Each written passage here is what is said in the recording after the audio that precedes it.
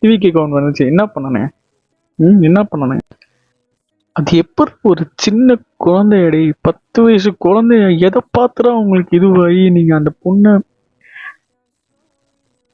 Rape பண்ணி, அந்த பொண்ணு சின்ன குழந்தை, சாரி பொண்ணுன்னு நான் சொல்லிக்கிட்டு இருக்கேன், சின்ன குழந்தைய சாவடிக்கிற அளவுக்கு உங்களுக்கு எங்கிருந்து ஒரு தைரியம்? இந்த நியூஸை பார்க்கும் போது எனக்கு சரியான இது, எப்படியாவது இவங்களை சாவச்சன், எப்படியாவது இவனுங்கெல்லாம் சாவச்சாதான் நாளைக்கு இன்னொரு குழந்தை மேலே கை வைக்கிறதுக்கு எல்லாருக்கும் பயப்படுவானுங்க எல்லாம்.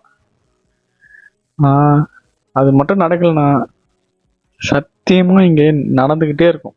இந்த ஒரு ஸ்ட்ரிக்டான பனிஷ்மெண்ட், ஒரு கடுமையான பனிஷ்மெண்ட் இங்கே இல்லைன்னா இது தொடர்ந்து நடந்துக்கிட்டே இருக்கும். இப்போ வந்துட்டு உடனே என்ன சொல்கிறாங்கன்னா, என்ன டிவிக்கு கவுண்ட் வந்துச்சு, என்ன பண்ணனே? என்ன பண்ணனே அப்படின்னு கேட்குறீங்க. ஏய், எந்த கவர்மெண்ட் இருந்தாலும் பண்ணியிருந்தாண்டா இருப்பானுங்க பண்ணுறவனுங்க. சிஎம் அங்கே உட்காந்துப்பாரு.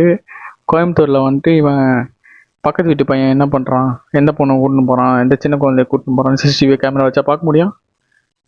எல்லா கவர்மெண்ட்லையும் நடக்கும்டா, நடக்கிறது இங்கே நடந்துக்கிட்டே தான் இருக்கும்.